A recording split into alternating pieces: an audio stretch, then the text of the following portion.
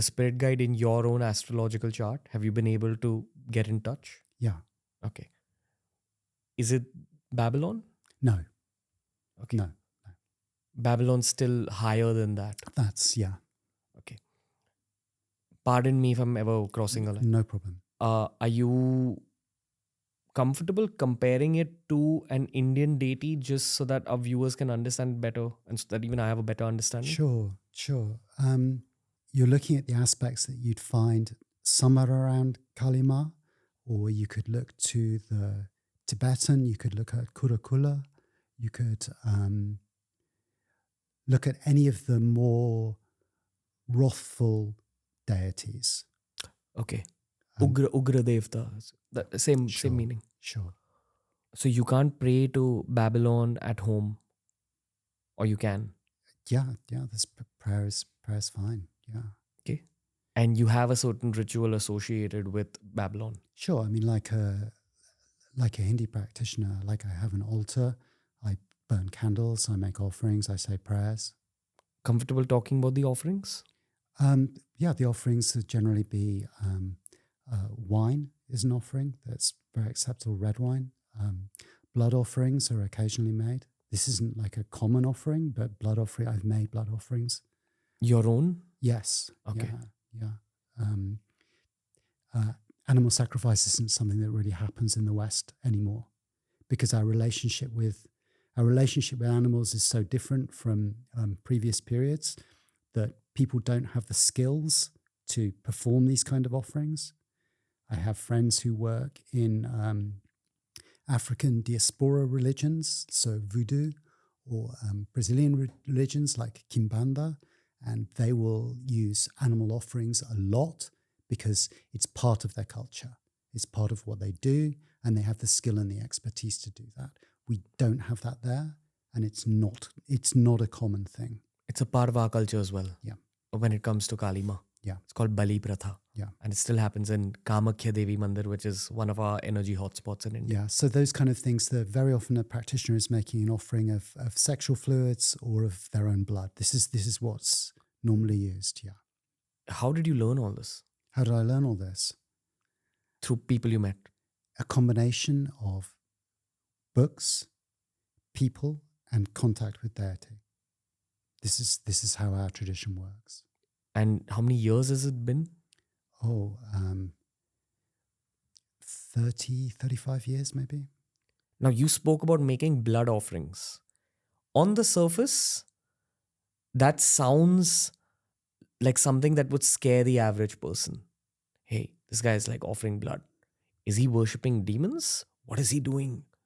Okay, I understand this. I understand what you're doing because we're dealing with bending reality here. Yeah. And we don't even know the ancient guidelines that were in place for thousands of years before you and me were even born. You're just following ancient guidelines because that is how our reality works. Yeah. If you do a certain set of steps, you will bend reality in certain ways. That is what a Hindu puja is as well. That is what your version of a puja is as well. This is just a part of your puja. Yeah. Right? Yeah. Are you comfortable talking about a blood sacrifice? Yeah, I can talk about that. I would love to know your perspective on it. Whatever you're comfortable sharing it. And I also bow down to your deities because this is coming from them. So I take their permission to speak about these things. What I'm doing is as you say, it's quite left-hand path. Like it's not a practice that I'm suggesting is something that the majority of people should pursue. Absolutely not. This is a very limited, difficult thing that only a few individuals are ever going to be drawn to doing. And some of the individuals who are drawn to do it will also be somewhat disturbed. Like you'll find people who have psychological issues who are drawn to this kind of work. So it's not without risk. It's not without risk of obsession. It's not without risk to people who are engaged in practices of self-harm, or people who are particularly masochistic. And I'm confident that I have none of those characteristics within me. But for me to make an offering of my blood to my goddess is an understanding that all of my blood ultimately belongs to, the mother goddess. That my blood ultimately all flows into her cup. So for me to make a blood offering is simply for me to reaffirm that promise that my acts and my intentions are all towards that point, that my blood ultimately belongs to her. So it's not a rite that I do regularly. There is a famous rite that's in the Western tradition called the Mass of the Phoenix, where one cuts oneself and makes an offering of the blood to the setting sun. And that can be done like literally every day, just with a small amount of blood. Very few people engage in that. I don't engage in that. I've performed that ritual in the past, but my blood offerings tend to be much more precise when I'm doing something major, when I'm making a major commitment. So rather than it being a regular puja practice, this is something which is saved for a major ritual. So yeah, I've engaged in various forms of ordeal practice for the goddess. So I've worked with cutting, I've worked with hooks. So I've done flesh suspensions. I've done these kind of like body rites. What is a flesh suspension? When you hang from metal hooks. When you hang? Yeah. That's a ritual? Yeah. Okay. So this kind of work, these kind of ritual practices you find in the West now. Rare, but these practices are there. Okay. You spoke some time ago about a blood sacrifice that you do to the sun. Mm-hmm. You've done this as well? I've done this as well, yeah. What is the outcome of doing that blood sacrifice? This is a sacrifice which is really done for a couple of things. One, for vitality, for health, for energy, for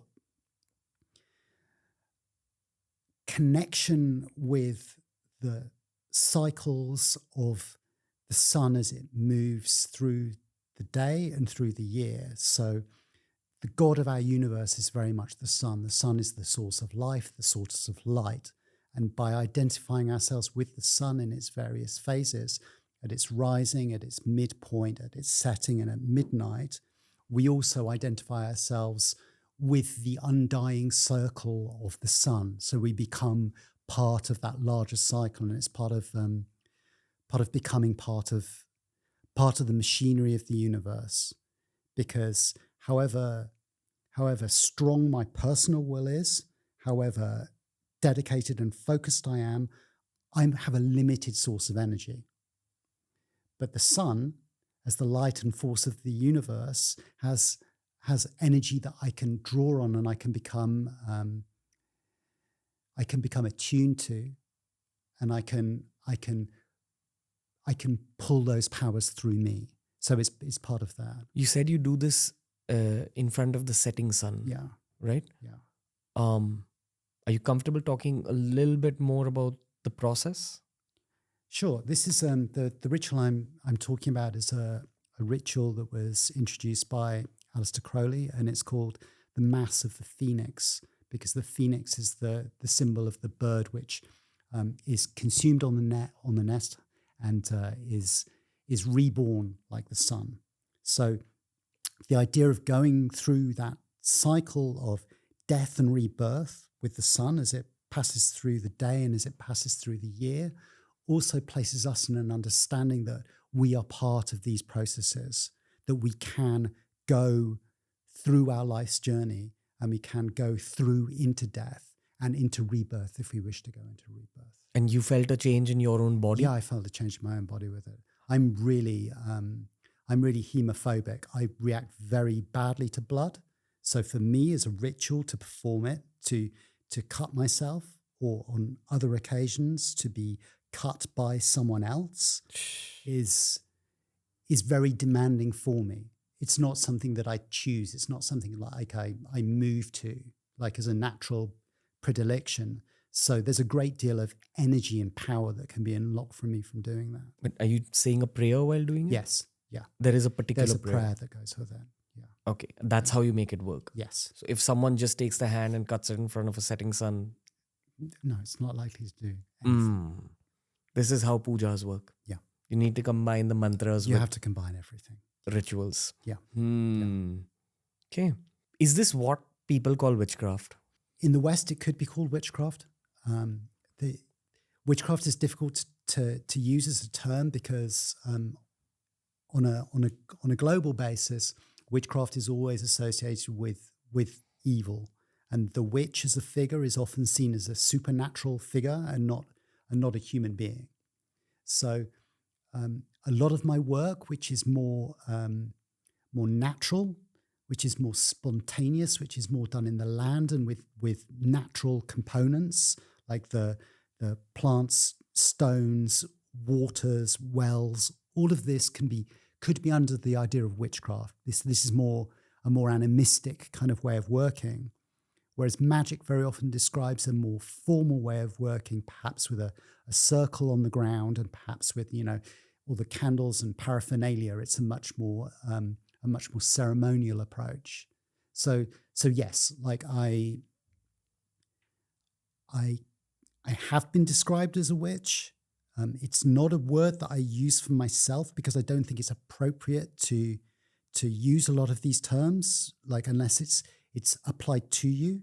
If I am practicing something that is witchcraft, then I am then in that moment I'm a witch, but that's not my identity. In the same way that, as a magician, when I step outside of my circle, like I'm not, I'm leaving something there. I'm not carrying that with me everywhere I go. But yes, witchcraft and magic in the West, these are quite interchangeable terms. Gotcha. You spoke about the prayer you said during the sun ritual and the prayers you do in all your rituals. Yeah. Is it in Latin? No, I tend not to use Latin. I use some Greek. I use some Hebrew. I use English. Yeah, I use some magical languages. I do some work in Enochian, which is an angelic language.